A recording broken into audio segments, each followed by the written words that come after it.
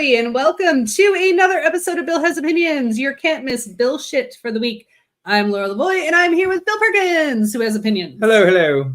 Hello, everybody. It's been a while since we've been in the same place. Yeah. I've been taking a little break. Well, not really. I mean, yeah. Well, we've been doing the show. It's just you haven't been here. Yeah. To do the show. I was taking a break from being here because I wasn't in the area, and right. It would be a extra long drive. So, right.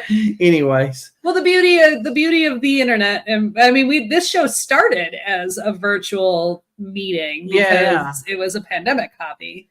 Right. And I was in Atlanta, and you were here, or you were here essentially. You were already in Saluda, yeah, right? I was already living in Saluda when we started this. Because you had to do it from the Purple Onion. Right. Because you didn't have good enough internet. I didn't have my internet at my house is terrible. So I can't do it from there. It's fine for some things, but not for like live streaming. It's just fine for about anything except any kind of telecommunications thing that you're trying to do. like Teams meetings just doesn't like that, and it doesn't like live streaming, this kind of stuff. If you can watch a video as long as it buffers proper. But right. There's like at least one service that doesn't buffer good and gives me crap. All the other ones are fine. Right. That one, I can't remember which one it is because we own all of them. Like, we're paying so much now, we might as well just have cable. I don't, No, that's true. Yeah, we've just, we're already sidetracking. We went through because we were done with, we've talked about this before, like we rotate between them. We should. But sometimes it's hard, right? Because the streaming services do it on purpose. Like, we were just about done with Hulu. Yeah. And then they just announced that The Bear was going to start in June. We're like, motherfucker. No, you're going to keep it because you got to watch. Yeah. Because I want to watch it. New episodes of your thing you're watching are dropped. Yeah. We still haven't watched season 2 of that because Emily can't watch it. Especially during the summer because that's the busy time at the restaurant. And she's like, it just hits too close to home. It is a lot. When you watch TV to unwind, you can't watch something that triggers you, right? So, and it is so good. I mean, it is so good. Like, it might be a thing like revisit some winter when she's in the quiet time. Right. It's so good, but it is so realistic. I mean, she enjoyed the first season. She just also felt like it was very triggering. It is. It is, and it is on purpose. Like, absolutely. There's a whole episode in the first season that's super. Like, it was all done in one. The entire episode was done in one take. Yeah. So it's really cool from a filmmaking standpoint. Right. But it's also really anxiety inducing. Yeah. From how that works out. Sure. And if you work in the restaurant industry, then it's even more so because we're watching it. You can still have like that. Oh, this makes me anxious because there's so much going on. Right. But you don't have that like direct like I know that's how that is. Exactly. And, Yeah, there was also an episode of The Bear, their Christmas episode from last year, which you have not seen. No. And it's an hour-long episode, and it was triggering because it was an angry Italian family. And Matt was like, that's my fucking family. Like, holy shit, these are and it's like the most dysfunctional, loud, almost abusive Italian family. And you're like, holy shit, I've been to this Christmas party. Like, I have literally been in that room where I'm just trying, like, there's the character that's just trying to pretend like none of this is happening. Right. Like, that was me. But it's so good, but you can't watch it more than once. Right. Like, that's not one that goes on my Christmas rewatch list, which I have a lot of. I'm like, I don't think I could, at least not for many years, right? Yeah. Anyway, what else have you been up to? Anything else exciting? Well, we had our 12th wedding anniversary. Was it 12? Yeah, I think it was 12. On the 12th. Congratulations. On the 12th, yes, yesterday. And then we were still kind of doing things today from that.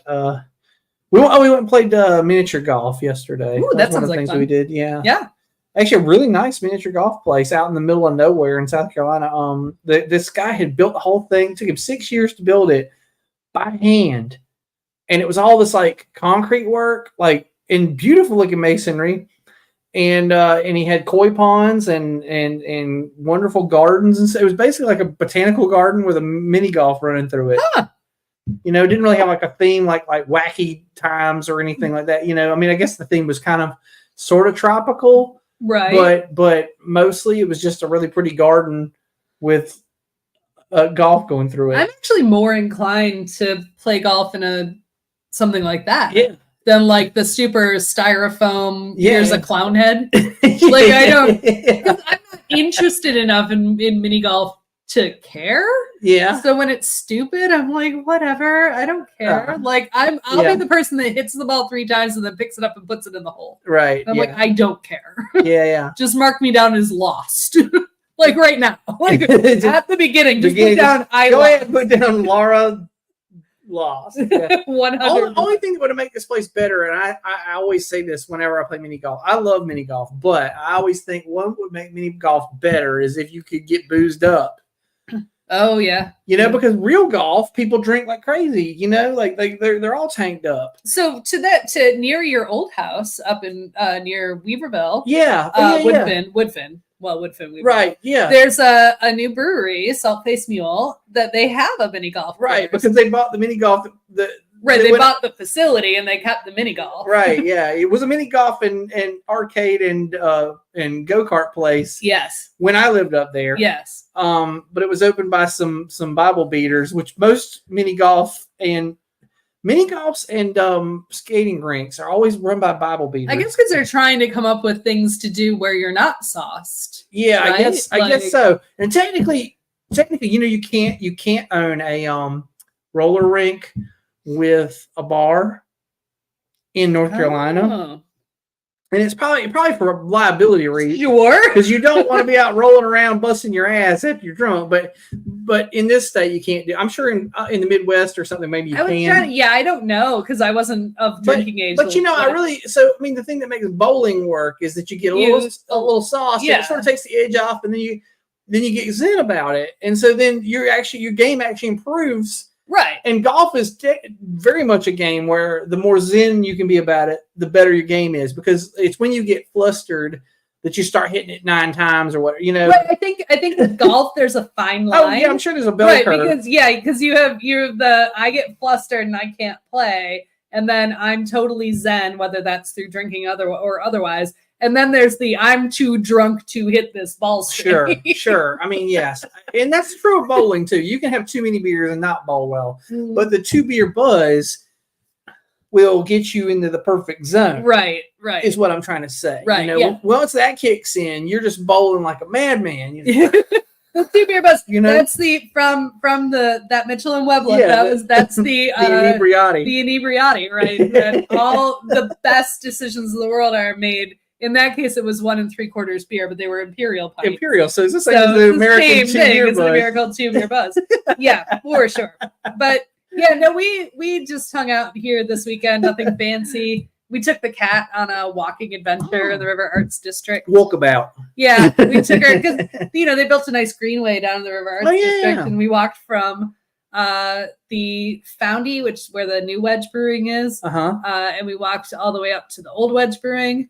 And then we went to a Cuban sandwich place. Oh, yeah? Did you get a Cuban sandwich? Oh, yeah. How was it? It was very good. Oh, yeah? I highly recommend this place. All right. Place. We'll check it out. It came highly recommended to us, and we liked it very much. I really like a Cuban sandwich. It's almost, I thought you weren't into sandwiches. I don't love sandwiches, but I had the Cuban. Actually, I had something that was like a Cuban plus. Okay. Mine had a little more to it. What's the plus? I had mayonnaise on mine. Oh, okay. It just added a little more creaminess. A little zing. Yeah. I thought because what I don't like is that super sour, like with the pickles and stuff. So I thought maybe if you add a little creamy, it would sort of mellow it for me. Yeah. Matt had a traditional one and he liked it. So okay. It's right by the Guitar Bar.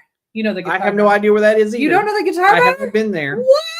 No. Well, that fits into some of the things we're going to be talking about in this episode because I'm surprised you didn't go there when you were writing this fucking blog. I don't know if it existed. I don't know. I think so because it existed. Like I went to it for the first time shortly after we moved here, and that was we started coming here in 2007. Okay. Well, maybe I just didn't get around to it. Yeah. It wasn't on my radar. Well, also, River Arts District used to be considered the sketchiest part of town. Yeah. So people didn't go there, but now it's like super cool and everybody's there. Yeah. And I bet you nothing on this is in the River Arts District because I didn't go there. Like, aside from Wedge, I never really went down there.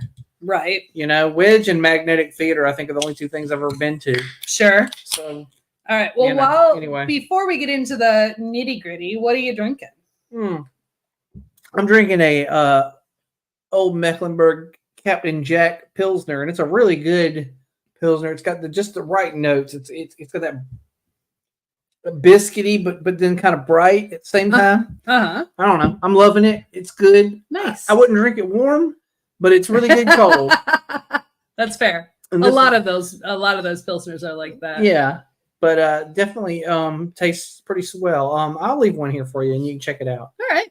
Because I got another one in there. Well, and then you took a and I took this out of your refrigerator. An orphan out of our, because like people leave here for after parties and stuff. Because I was curious, it's a cider, which I don't normally like ciders, but it's called Cherry Bobbin Trolls, and so it's a cherry cider. Yeah. And the only cider I've ever liked was a cherry cider. So I said, we'll find out. I said, well, I'll try it because here's the cherry, the tart of the cherry kind of kills the weirdness of apple to me, like, so the one time I've had a cider, I went, hey, this is a good cider, was a cherry cider.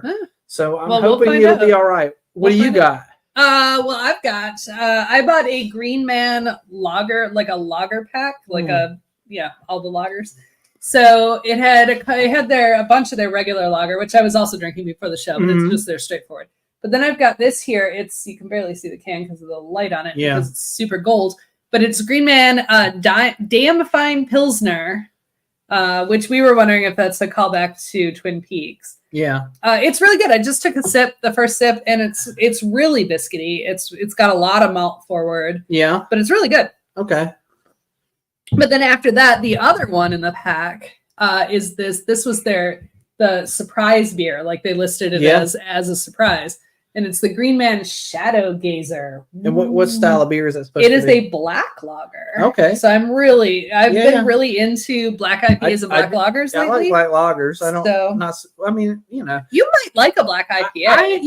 I actually ordered an IPA yesterday because I've been drinking a lot of Mexican beer, and some of them are just real sweet, and I was just like, I'm kind of over I don't want to be get something and then find out it's too malty or something. And I was like, I just wasn't in the mood for anything to be too malty or too sweet yesterday. So I was like, just give me that. I don't even remember which one I had. It was,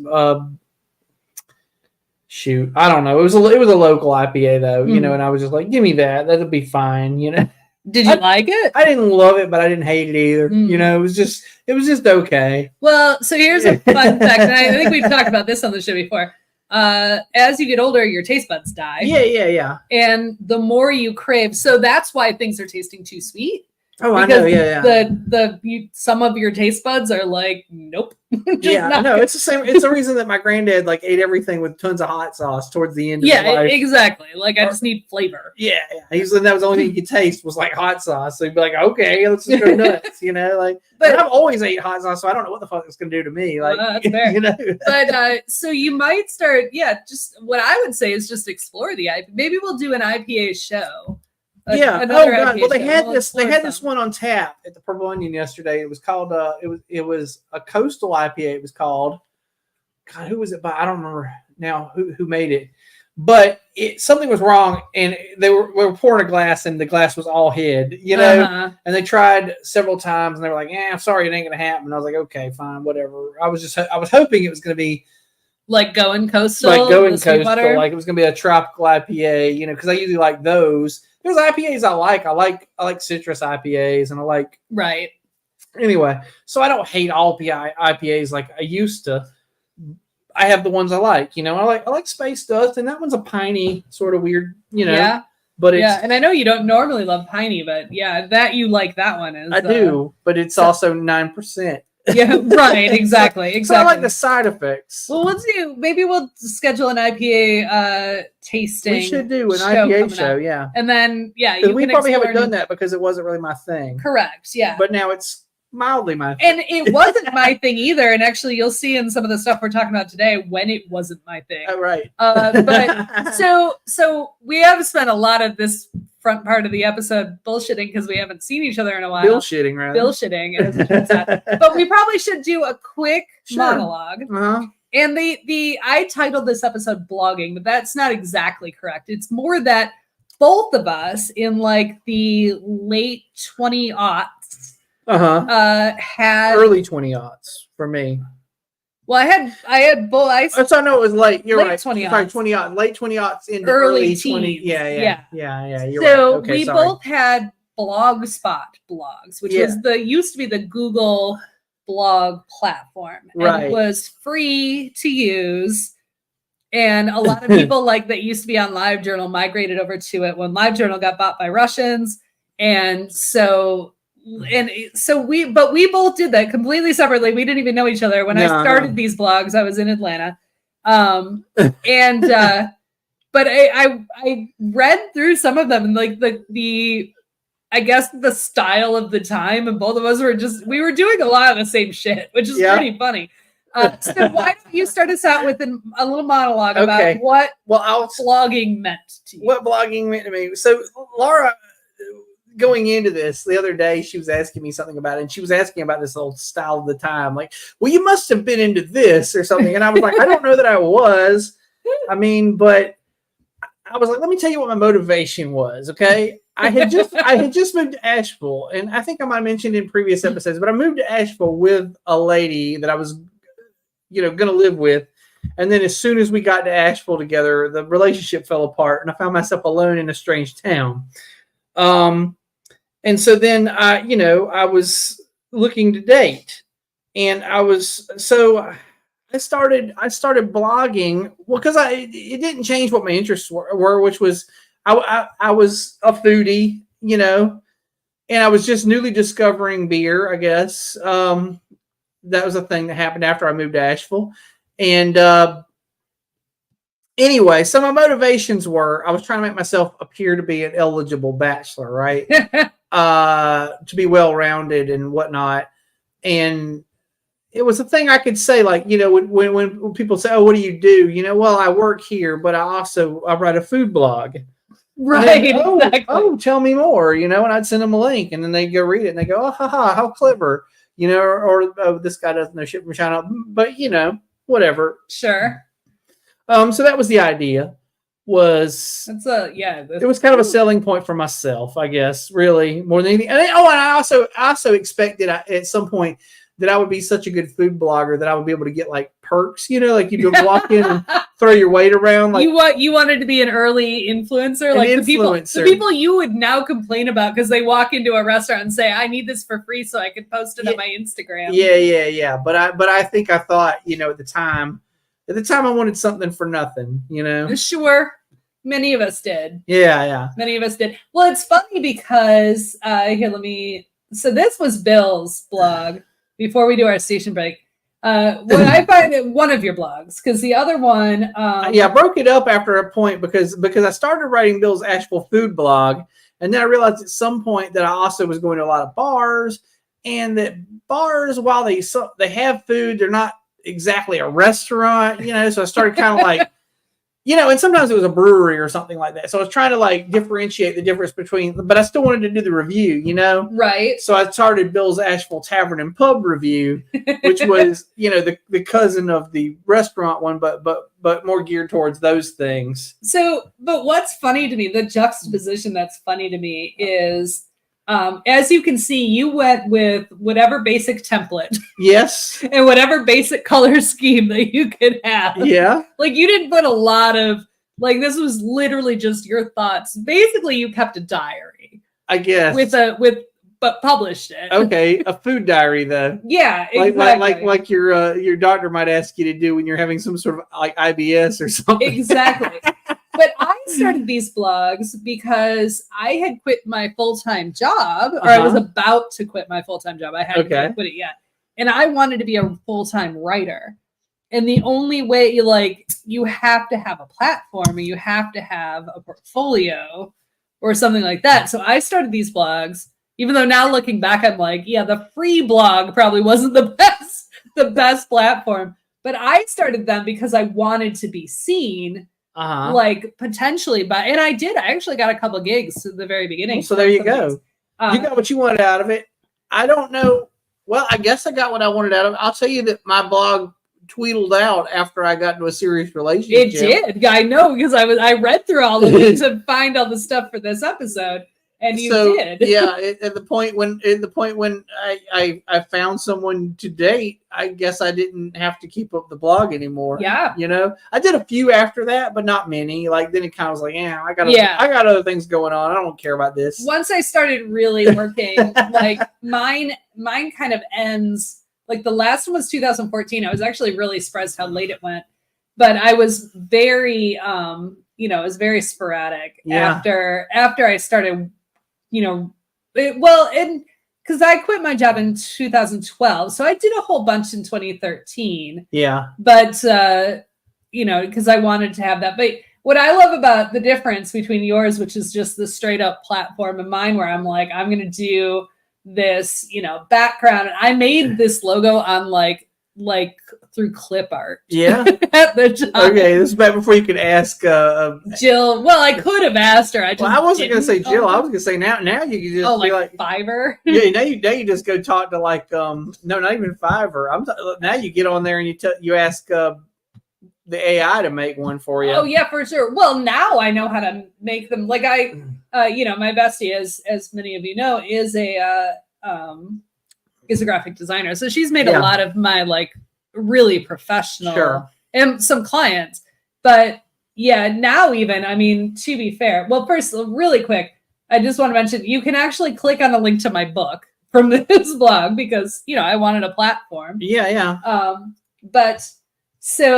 But I just want to show you now I know how to kind of make logos. So I make my own. Yeah. Like I did all of this. Right. I mean, they might not be the most perfect logo, but I'm happy with them. Yeah. So, but that's totally separate. All right. But speaking of really quick, making our own logo and merchandise, we should take a quick break before we get into reading some of the shit that we wrote. Yeah, let's do that. Back in the day. So, buy our merch. That's what we want to tell you. Yeah. Baby needs a new camera. Yeah, absolutely. That's all we want. Just get us enough money that we can buy a new camera. Just like a couple $100. Yeah. If this doesn't work, if selling merch, if you don't like having something for your money, we can also start a GoFundMe where you can just give us money and not get anything. Just a GoFundMe for buy us a camera. Yeah, we can do that too. But every perk is $1. How about if we said this? How about if we said, what if we told you at the I don't know how much any of this shit costs. At the $25 level, you get this brilliant T-shirt, Absolutely. Or at the $15 level, you get this poster that you can hang in your bathroom. That's true. Bathroom art only. Well, I mean, if you really you want could put it in the kitchen, but it'd be really weird. It'd be really weird. But yeah, you can get our entire Stay Shitty collection. You can collect them all if you want. For sure. How fun would that be? You could put one on every wall in the bathroom. Oh my god, that would be awesome.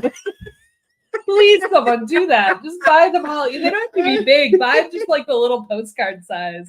Yeah, you can either put all four of them in one frame on one wall, or you can put one on each wall. Unless you got like a weird 3-sided bathroom, wouldn't that be something? A triangle bathroom? I mean, somebody probably got one somewhere. But... I'm sure. I've been watching Ugliest Houses on HGTV. Oh my god, yeah, some of them are ugly. I bet you those those phenomenon called revenge houses, which are when someone's been like given a plot of land that's like, I don't know, 3 feet wide. They put a house on it anyway. Oh yeah, absolutely. I bet you that has a triangle-shaped bathroom in it. Probably. You can buy these. So anyway, scan this code. It takes you right to our store. So please buy some merch. All we want is a new camera. I mean, our camera's passable. I mean, you can see us. Hopefully, it picks up pictures, but it's not what I want. We think about how much nicer this show could be. And you would have a T-shirt or a poster. Right, exactly. So, you're investing in your future. There you go. If you do it. If you're the kind of person who tunes into this on the regular. All right. So I printed out probably way too many. Okay. So I want to focus on, we're just going to read snippets. Okay. Do you want to read your own or shall I read them out loud? I'll read them out loud if you point to the ones you want me to read. Let's if they're mine. Yours are relatively short. Okay. So I don't go crazy. I try not to be too wordy, although that is. I was, because I wanted to be a writer. Oh man, well, I will say I have been accused of being too wordy. Like I had a tendency at work to be told, "Hey, can you tone this down and just make it some bullet points?" Like, I don't know what you're trying to do here, write a novel or something, and I'd be like, "Well, I guess trying to show off vocabulary, you know, I don't know." Right. Well, so here's a small selection of some Okay. of your posts, like, and I only picked out a few. So before okay. you start reading them, I want to share that you had a very comprehensive asterisk system. I did have. Mostly because you didn't have the option for stars. Yes, So you I didn't did. have graphics. Yes, did I say that somewhere? No, I think, no, it's in the about. I It's think on the about me. yeah, I think I explained the asterisk system on the about. You do, yes, absolutely. Let me just sneak back over there real quick. Yeah. I moved to Asheville in the spring of 2008. I was a recluse. So we actually moved, we bought our land in 2007. So Okay. about the same time. Yeah. I was a recluse for a few months thereafter, but once I started going out, I decided to attempt to try every Asheville eatery there was, which is a tall order, even in 2008. That's a Right. tall order. A friend of mine mentioned as long as I was trying them all, I should log my critiques of each of them online. So here you go. My rating system is a series of asterisks since there's no star key. They range from 1 to 5. You probably shouldn't eat anything under 3, though. So I like that you had a very you had a scientific method. Yeah. So I copied and pasted a selection. Okay. So feel free to read as much or as little as you like. I'm tempted. Okay, I'm tempted to talk about one of these, which is a restaurant that's still an an actual staple. All right. I'm sorry. No, I'm gonna start with this one, which was one that's gone, but everybody loved and missed. Yes, actually, I read this and I was like, oh man. Yes, it made you pine for it, didn't it? It did a little, yeah. All right, I'm gonna start with this one. Doc Che's Noodle House. I ate here on January 5th of 2009.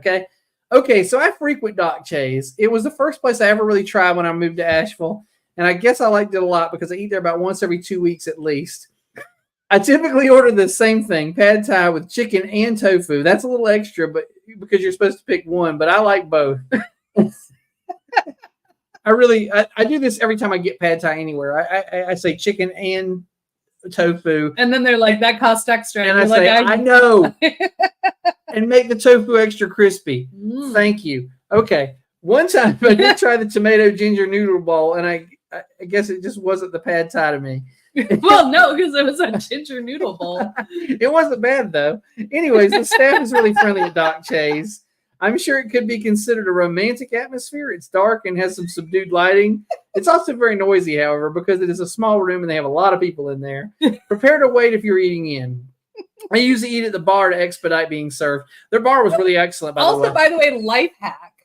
Do that. Eat at the bar. Eat at the bar. If you're bypass the line. If you are 2 or fewer people, just go to the fucking bar. Go to the bar. 100%. But I'm the kind of, I will say this about myself. I'm also, this is not in the review. I'm saying this as an aside. But I'm the kind of person where I often go to restaurants by myself. You know, I sometimes just want to go somewhere and eat.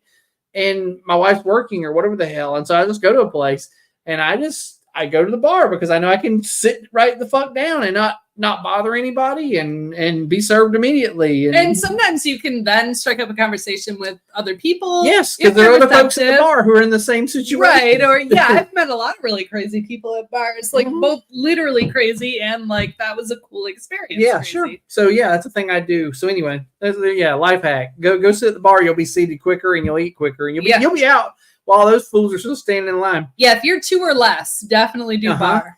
Okay. Oh, another thing. They have really interesting iced teas. Inquire about that. It's something different every time. Tonight I had caramel apple tea. I also ordered a beer. They have a decent beer list that contains some of the local microbrews. I ordered a Highland oatmeal porter. I drank my beer, enjoyed my pad thai and my tea, and I got out of there for around $14 with a tip. Which is that, like, this is a while back. That's a little while back. This was in 2009. Because there's no way you'd get out of there. But hey, just to let everybody know what's going on, I was making about $14 an hour Sure. when I wrote this. Sure. Okay. So yeah, it stings. It stings just as much, right? Yes, because Asheville, not a notoriously high-paying job market. Right, but also a higher cost of living compared to the rest of North Carolina. Although at this point in time, I think I was paying around $580 Oh, for God. rent. Like I Yeah. want to say, There's no way. Like you couldn't. it was the sweet spot. We were in the sweet spot. You know what I'm talking about? Yeah, right. I wouldn't have moved. I would if the things cost what they cost now. I wouldn't have ever moved to Asheville. You know, but at the time it seemed reasonable. Yeah, there's no way that Okay. that's like less than a third of what you pay right now. I feel compelled to mention that someone told me that Doc Chase is a chain. It is not a national chain, but it is also not exclusive to Asheville. I don't make it a habit to eat at chain restaurants, but regional chains can be expected. I give it 4 asterisks. we miss everybody in Asheville misses Doc Chase dearly. Doc Chase was really It was good. a really great place to go. I wanted to say this also. Their bar where I sat, because it was easy to sit at, was this. It was a concrete bar, Uh-huh. but it was infused with pieces of busted glass. Yeah. And it was backlit with like microfiber or something, so it would twinkle. Oh yeah, like fiber optic. Yeah, that's what I mean. Yeah, Yeah. fiber optics. Yeah, and it would twinkle. And I thought that shit was. I'm a fool for that kind of thing. Like chrome and LED lights. I'm like, oh, you know. So anyway, I That's- love that bar. So funny. Yeah, everyone in Asheville, and it was at least a regional chain. I don't think any of them It was exist one in anymore. like Knoxville. I can't remember. There weren't a lot of them. No. It was like a few. Yeah. Like I Yeah. know there was like Knoxville and Asheville, and was there one in Johnson City or something? Maybe. But the one what took it over, actually, I think there used to be one in Decatur, Georgia, too. Okay. But the one that took it over now is totally local. It's called Shanghai Dumpling House. Is he also And good? It is currently my favorite Okay. Chinese style food. Well, I will have in to check Asheville. that out. It's quite Doc Chase, I want to say this. Doc Chase was sort of a all Asian sort of thing. Pan Asian. Pan Asian, Yeah. yeah. Because they had some Japanese dishes and they had some Thai The dishes Thai and and some Chinese or whatever. But at the time, it really was the best of that kind of thing in Yes. town. well, and to be fair, I'll tell you that we've got a lot of really good sushi in town. yes, We don't have a lot of good traditional Chinese, No. whether it's We don't have- Szechuan or Cantonese or whatever. We Yeah. don't have a ton of good. no, a I lot guess of red, mediocre. Red ginger is probably the Yes, best. that's what most people. But that's not even like, yeah, I don't know. Even that is not like really what you're like. But there's not excuse me. nothing that you would like. Honestly, we're always wanting for a good Chinese place in this town. Yeah. What we do have, and you did. I actually didn't copy this one. I think you did review one Indian restaurant. What we do have is a multitude of incredible Indian food. Sure, like, sure. so, like there are 4 restaurants downtown, Mhm. and all of them are amazing. Shit, within like 2 blocks of each other. yeah, really. and they're all good. Yeah. like there's no bad. If I bad wrote food. about one, it was probably Mela, right? It was Mela. It was. I tried to drink and answer at the same time. Yes, it was Mela, but I Yeah. didn't copy it just because it wasn't quite as flowery as some of Okay. the other ones. All right. All right, I'm going to talk about this one because this one's still in business. correct. Yeah, Papa- and you were there before you start. You were there apparently right after their grand opening. So according to Oh, this? yeah. Oh, well, the one, this particular one, probably. Because they probably already had other branches, I'm sure. Yes. But anyway, people have been lauding. This is Papa's and Beer, by the way. And I went to this one on May 5th of 2009.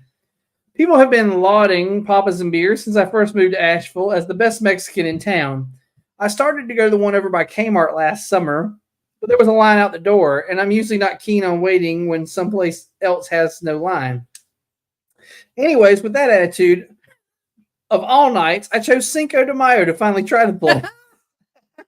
I went to the newer one over on Tunnel Road because a bunch of coworkers wanted to try it. Which is funny now to think that that's the newer one because it's been there since 2009. Yeah. And now it's 2024. I wonder what used to be there now. I don't know. Yeah, I have I no don't idea. recall it being anything but a Doc Chase. But But apparently, Papa's and Beer. Papa's and Beer. Sorry, yes. Anyway, we waited about 45 minutes, so not too bad considering. And they did give out free baby bottles of Corona.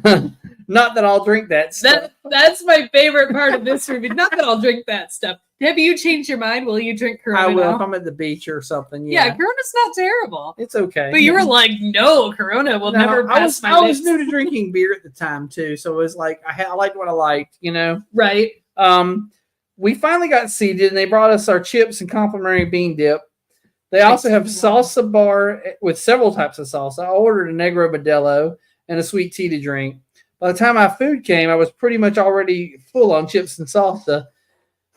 But as I had ordered a chili verde, a dish best eaten fresh, I figured I'd gorge myself. The pork was tender and the sauce was delicious. All told, I think I might have spent around $25, so the place is a little pricey for a Mexican place, but the food is high quality. I'd like to try it again on a less crowded evening. I give it 4 asterisks. I went back. I've been to Doc Chay's a gazillion times since Papa's then. and beer. Papa's and beer. Well, I also went to Doc Chay's several times. Right. But yeah. Anyway, I really Papa's and beer. I mean, I'm trying to remember the last time I went to Papa's and beer, but I usually go to that one, the one on Tunnel Road. Yeah, we do too, but it's also literally right over there. Yeah. So yeah, it's the closest one to you, right? Yeah. For sure. Yeah, the one over by Kmart, I've been to a few times. Which is no longer a Kmart. Oh yeah, it's the home place, whatever. Anyways, that's neither here nor there. Okay, I'm gonna read this one last one. This one's a place that came and went.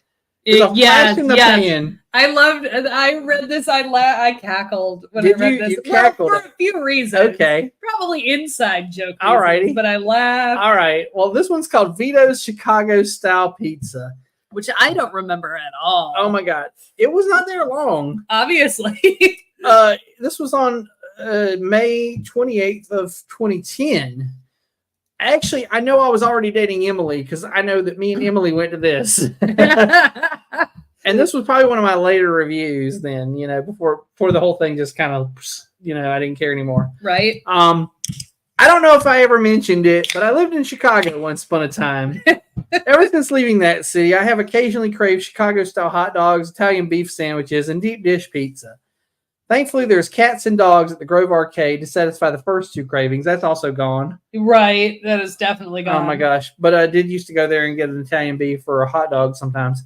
I used to have to drive to Charlotte for the pizza. There used to be a Pizzeria Uno in Charlotte is what I was getting at. Which, surprise, that's gone out now, too. Pizzeria Uno used to be all over the fucking place. And they've kind of, all of the restaurant industry in general. That's the whole thing. This is delicious, by the way. I just want to tell you that. Okay. Yeah, it's really good. All right. Well, I appreciate the tip. I was hoping to introduce my girlfriend to authentic Chicago deep dish by visiting this new place out by the airport. We sat down and started with garlic knots since deep dish takes a while. The knots and sauce were awesome. I have to say this was some of the zestier sauce I've had anywhere, which I love. And also had a small Caesar salad that was great. I ordered my pie with sausage and spinach, but when it came out, it was a bit shallow for a deep dish. I mean, the crust was deep, but the pie was only half full. I'm used to my deep dish being a thick pie that only takes 1 slice to fill me up. The crust was not up to snuff. Chicago style usually has a flaky pastry crust, and this was just thin crust pizza with high edges. I don't think Vito's did their homework on this one. And a trip to the Windy City is in order if they want to get that right. One more thing, TVs. Have I mentioned that I hate televisions in restaurants? I don't dine out to watch TV. They also have the air on a bit cold for comfort. What? How many asterisks is? Hold on, wait. I haven't got to the end yet. Oh, you haven't gotten to the end yet. I'd go back and get takeout from Vito's, but probably have some pasta or something other than pizza since I did like the sauce. I gave it 3 asterisks. So, well, you said don't eat at anything fewer than 3 asterisks. Yes, 3 asterisks is meh. It's meh. It's okay. I'm not saying don't eat there, but I'm also saying I didn't love it. You know, it seemed like I was loving it until I got to the pizza. Yes, but you can't. But you sold yourself as you were Vito's Chicago style pizza, right? Like that's what's on the name of the sign is I make Chicago style pizza, but I don't do it well. Right. Yeah. This is the reason that there is no Vito's Chicago style pizza anymore. It's because they didn't know how to make. Well, And it was still, I didn't say how much I spent here. I usually say how much I spent. I'm guarantee you it was $40 or more. oh God, yes, because people just assume Chicago style is expensive. Right. And if I pay $40 for Chicago style pizza, then you better bring me the fucking thing I expect. Well, the truth is, you could pay $40 to have one shipped to you From the Chicago. the frozen one from Chicago, and then you just stick it in your oven. Yeah. And it's going to be as authentic as anything. Right. Which I should do. I should just fucking do that. That's actually a really good idea. I haven't We should had one totally in do that forever, sometime. especially since Uno's went out. Right. Which is No, yeah. the only place anywhere outside of Chicago you could get one. The last time I had Chicago style pizza, we were driving back from in the same trip. It was the same trip. We drove up to Minnesota to go camping with some friends. Mm-hmm. And on the way up, we stayed one night in Chicago. We went to Gino's. Yeah. We made reservations. Right. We went to Gino's, and that's one of the main ones. Yeah. Right?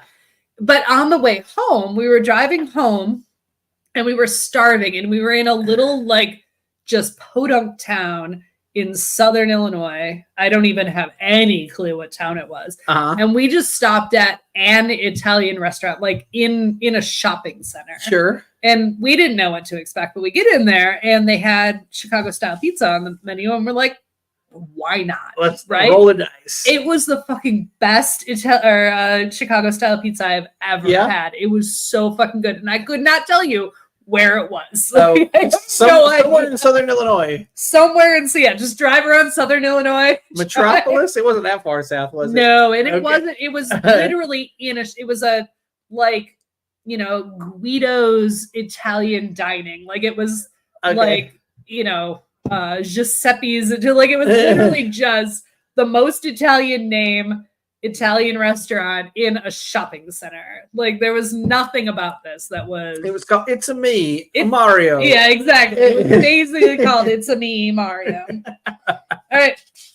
So Okay. to give you a brief reminder, I also had a blog during. You had a few. Well, I Did had you a not? few. Yes, I did actually. I've read because I remember I don't think I read your beer book, but I didn't read your beer blog until this. But I had read some of your Tiny House blog. Yes. And then I don't know if this was on a blog or something else, but I remember a piece of writing you did one time about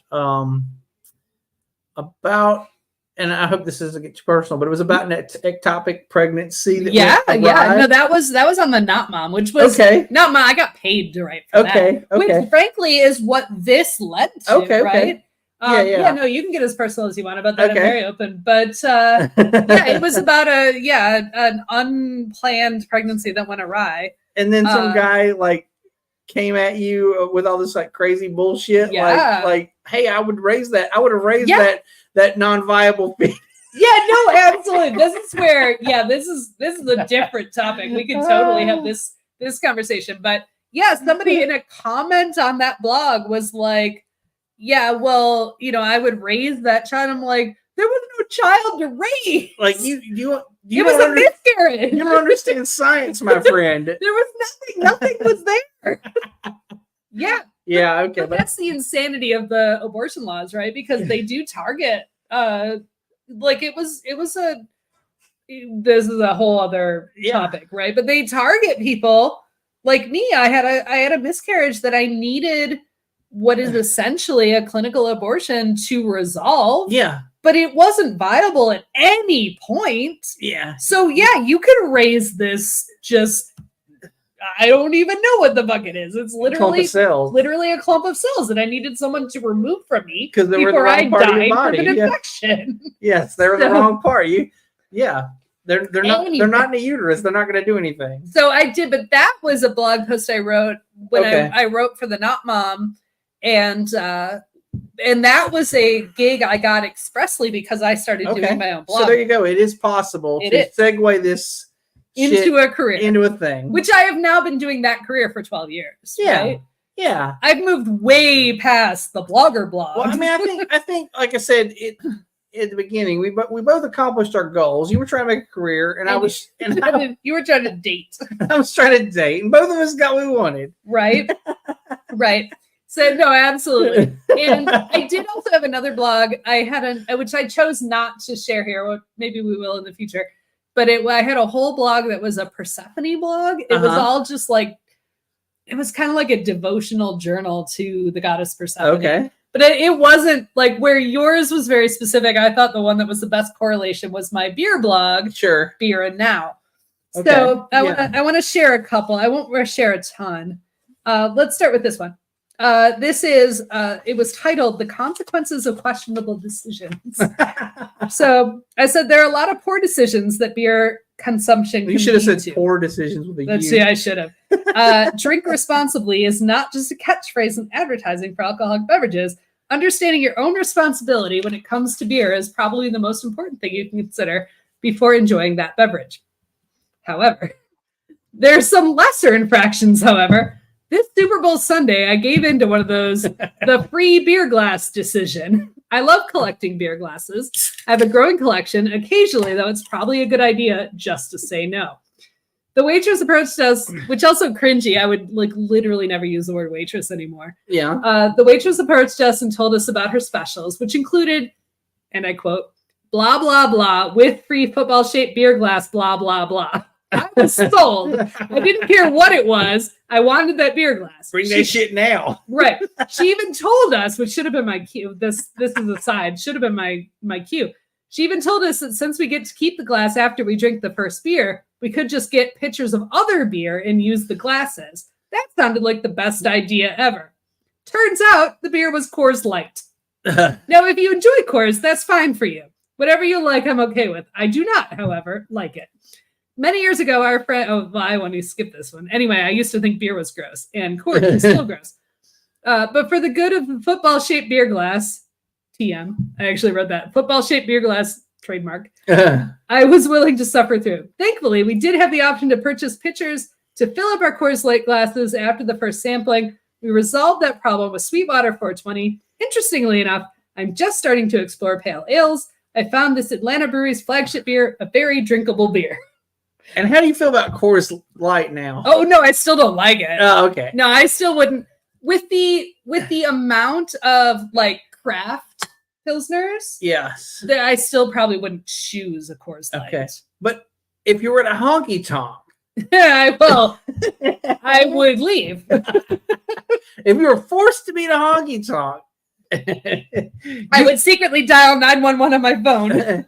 Yes, I would probably drink it, but I would not want to. Okay. And I would not put myself in a position where I would have to. Very well. So they probably have Yingling also at the honky tonk.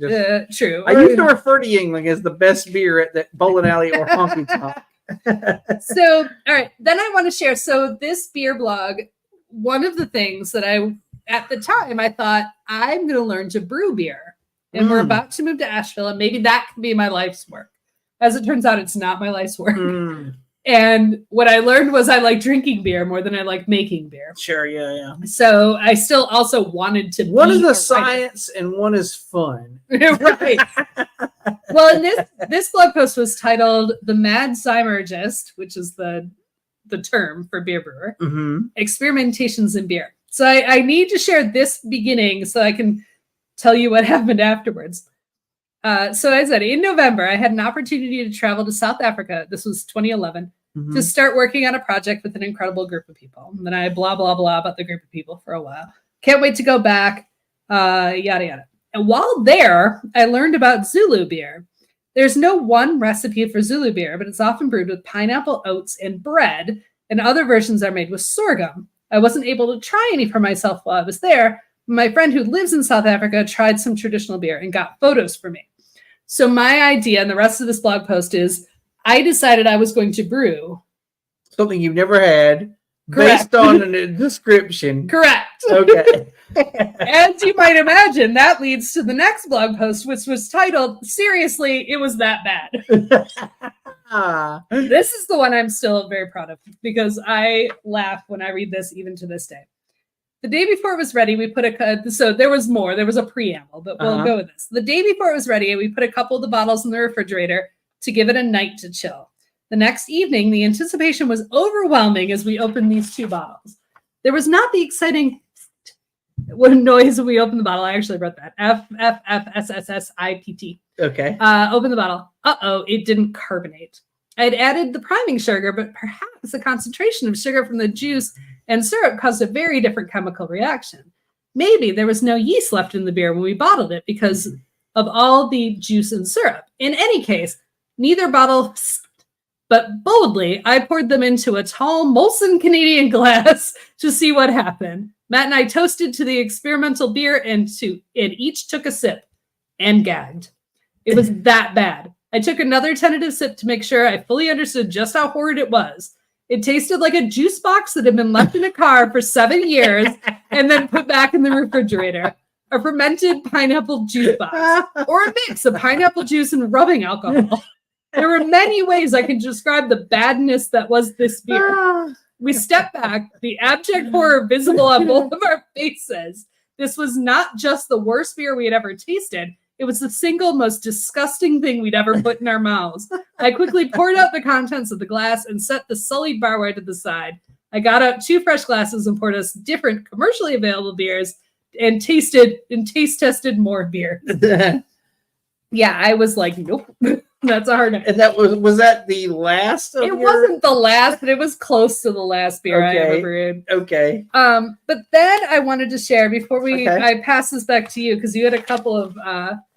Well, let's do this one. All right. Okay. And I titled this. So after I stopped brewing beer, I started just reviewing beer. Sure. Because I'm like, that's not what happened. So this one was titled, and now for something completely different because I'm Gen X. Mm-hmm.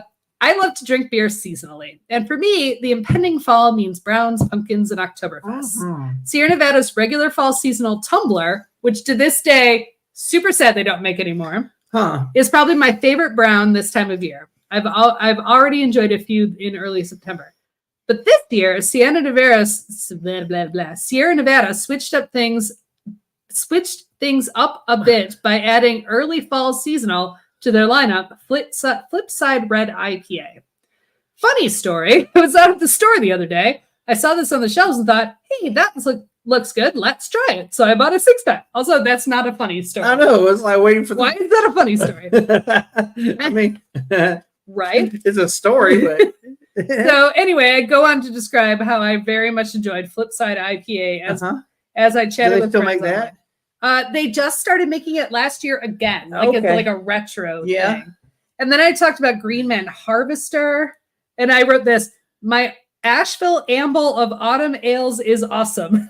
See what I did there? I literally wrote that. Alliteration. That's but I was very excited about it. You're like, woo! And then I talked about Green Man. You just got done drinking it when you. Yeah, I really did. Absolutely. I am lit. I'm gonna go write this blog. Here's one you'll like, though. Okay. Highland Brewery's Clawhammer Oktoberfest. Okay, yeah. Asheville has a ton of great beer. It's really hard to pick one favorite. In fact, it's so hard, I rarely try to take a stand for one single beer because as soon as I do, I discover something else that blows my mind.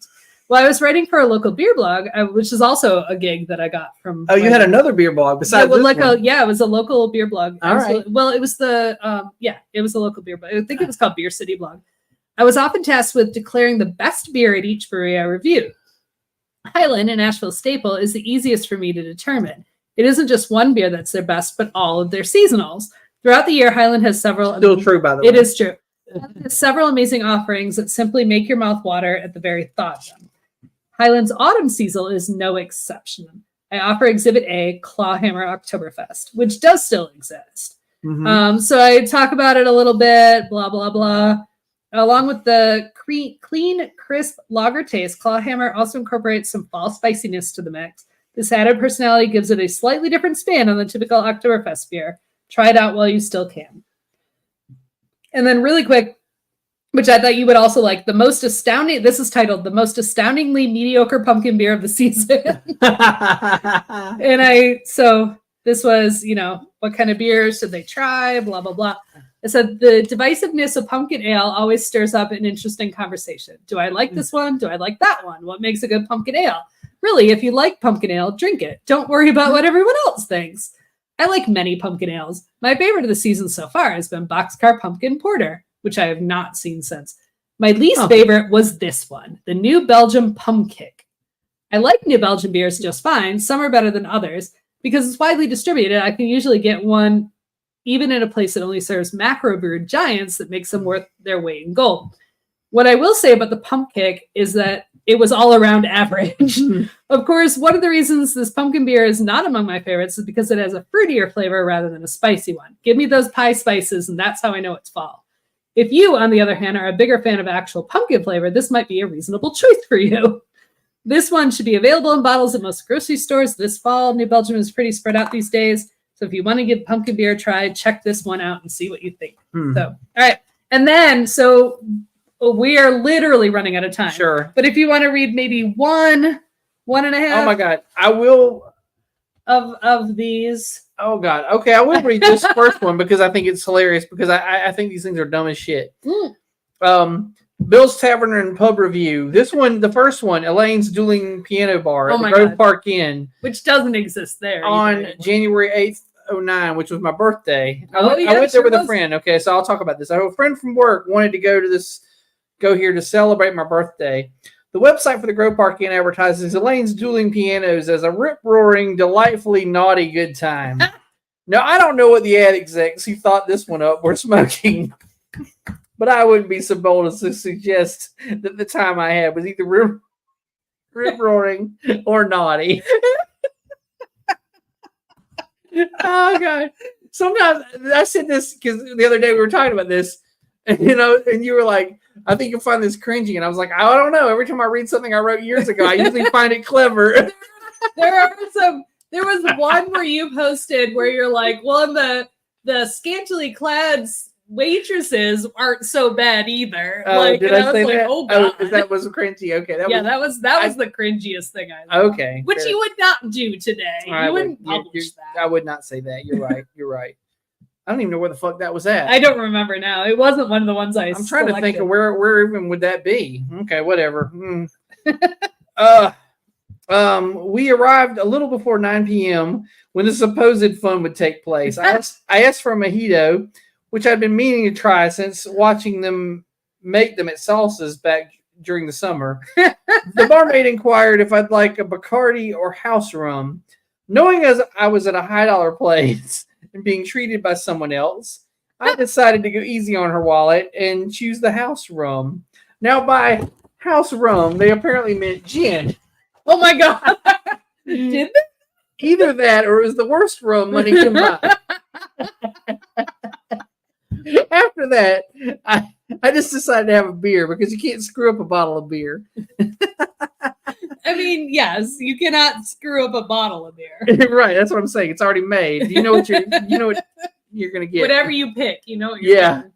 Now, back to the entertainment. I apparently wasn't drunk enough or in the right crowd because everyone else in that place would laugh at something periodically or sing along whenever the piano players would do a little call and response during the world's worst trite cover songs. I just wasn't feeling it, I guess. Maybe if you're in a larger group or very inebriated, you may find something amusing. I don't know. I didn't. But also, I don't want to hear Ring of Fire played on a piano in a cabaret style. I mean, at some point during the evening, we got sandwiches, which were served box lunch style with chips. I had an Italian sub. The menu touted the packets of mustard and mayonnaise as some kind of bonus. I gotta say, the meats on the sub were actually very fresh and not at all processed meats tasting. So I mean, it was prosciutto and real Genoa salami. I gave it 3 asterisks. I think mostly for the experience, although it sounded like I didn't enjoy that mojito. Yeah, it did sound like you did not enjoy that mojito at all. This was at the Grove Park Inn. It was very pricey, although, like I said, I was being treated, and I was trying to go easy on the other person's wallet. Well, it's funny because the Grove Park Inn, it's right up the road from us. Yeah. We go at least once or twice a year. We go usually a few times a year. And it was the most expensive place in Asheville, even before inflation. Yeah. Right? This was in 2009, like I said. Right, yeah. No, this would have been actually at the height of the collapse, right? I guess so. Yeah. This was at like the end of the recession, kind of. Yeah. So, yeah. But it was always expensive, and now it's still expensive. Yeah. But I didn't. Yeah, apparently I thought it was a ripoff. I hate piano bars to this day. I won't go to one. Well, I've walked past the other one in town. well, that one's a literal joke, except for the guy who owns He it. drives around all day in a truck Yeah. with a sign in the back. Do you remember during the pandemic, he had people were calling and leaving messages? So he was like, he had a message on his outgoing answering machine was like how stupid everyone was and how much he hated them. Really? Oh my god, we all used to call like during the pandemic, and this wasn't that long ago. We would call it just for entertainment because he, you know, this piano bar, the owner is exceptionally conservative, like religious right conservative. Huh. And he had a whole runs a rant. piano bar. Yeah, exactly. Like so conservative, in fact, that I run a place where people get inebriated. Exactly. But the best part about that the outgoing message that he left was he was ranting about some liberal bullshit, you know, that he perceived as liberal bullshit. And you hear his wife in the background going, "You can't say that." But he did. And it was beautiful. It was beautiful. I called it more than a few times. That's great. No.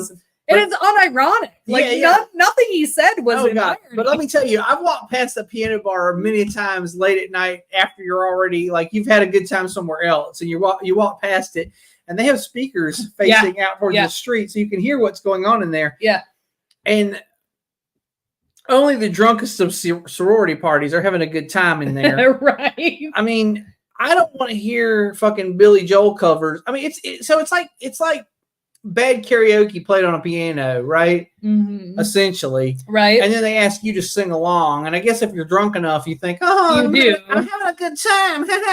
But are you having a good time? Are you though? Yeah, no, yeah. That's how I always feel like. I'm always like, I've never been drunk enough to think shitty music, like shitty covers, is a good time. Well, and on top of that, I'm worried about the people that are there getting, drunk off their asses. And then deciding to leave there. And now they're in our town making complete asses out of themselves. Yeah. Right? Like they're on my streets. Oh, yeah. Pissing me off because they decided that it's more important that they do their fun vacation by singing along at a karaoke bar and getting, or a piano bar and getting wasted. And so now they're going to walk around the town all night drunk singing Billy Joel songs at the top of their... you know those people. We've walked past those people downtown. Oh, yeah. They're the most annoying fucking people. Like, they are. Go home is what I say to them. Like, okay. I get that our town is a tourist town and it will always be a tourist town. Yeah. But there's a certain level of at least have fucking respect. Like, pretend it's a city. Yeah. Just pretend it's a city. Like, pretend you live here. That other people pretend that other people live here. I mean, you don't have to pretend because other people do, but just pretend while you're here. Just pretend like it.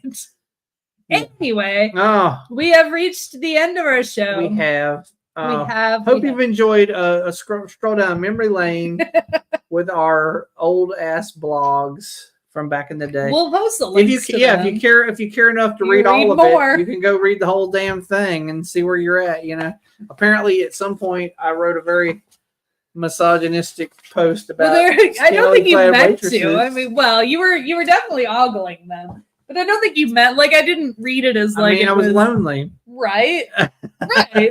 It was, it was like 2008 or whatever. It was considered acceptable at the time. Right. We just didn't know any better. Well, like I said, I used the word waitress, and now I would literally never use that word. Yeah, that's wait staff. That's a wait. Or server. Like, yes. all kinds of other things I would use other than waitress. Yes, because that's just implied. Anyway, but I mean, it is the name of a Natalie Imbruglia penned musical. No, it's Sarah Bareilles. Sarah Bareilles. Sorry, they're the same person. the brunette white women, they all look the same to me. I don't know. She had one hit before. Same person, right? Natalie Imbruglia. With Sarah Bareilles. Sarah Bareilles. What song did she sing? Brave was my favorite of her Brave. songs. She has had a bunch of songs. She has had. Okay, sorry. So I'm sorry for maligning her with Natalie Imbruglia, who only had one song to my knowledge. Okay? Because she's torn, right? No. Yeah, she's naked torn on the floor and all that. Yeah. oh, that was a it's a good song. good one-hit wonder It's to a call good- back to our last. Exactly. episode. It's if you have to remember for one song, it's a good song. It's All right, but we have Pastichu to go eat. we do. So you want to take us away? Yeah. Before we do, I'm going to mention that this Oh, is not worth finishing the glass of. It's to be fair, it was just a random beer in the fridge. I Or know. random drink. I'll just follow up and say that like, while in the past I had enjoyed a cherry cider before, this one tastes like soda, and I don't like it, so I'm not going to drink it. That's fair. You did not Anyways, like it. now we will continue with the end of our show. Bill Has Opinions is engineered and produced by Laura Lavoie. The opinions of Bill are his and his alone, and the blog posts of Bill are his and his alone, and vice versa with Laura. Be sure to like and subscribe if you're on YouTube, and follow us on Facebook and hashtag Can't Miss Bill Shit or Opinion Gang. If you have a question, comment, concern, idea for future show, whatever you want to say, any kind of feedback for us, be sure to buy our merch Yes, please. so we can buy that new camera. We would like one. And send us pictures if you do decorate with these posters in your bathroom. Or yourself in one of the shirts. Yeah, like whatever any you of got. that. Yeah, you could be a model. Actually, I need to get one of the new shirts. Yeah, supermodel. Anyways, be sure to tune in. Are we tuning in next week? Yep. Next week we're Next here. week we're here, and tune in, and we'll talk about Hot takes. hot take. Oh gosh, yeah, this is gonna be good. I'm actually hot trying. takes. I got them. I'm trying to get a soundbite. I'm trying to get reels. I can make I know TikTok what you were up videos. to when I saw it. I was like, oh, I know what she's doing. Well, I started posting reels from our episodes, and we're getting more traction on Instagram than we ever have in the 153 That's the way to do it. Yes, episodes. that is the way to do it. So hot takes. This one's gonna be good. I want lots of hot takes. Yes. So, all right, we'll see you all in a week, everybody. Bye-bye. Bye.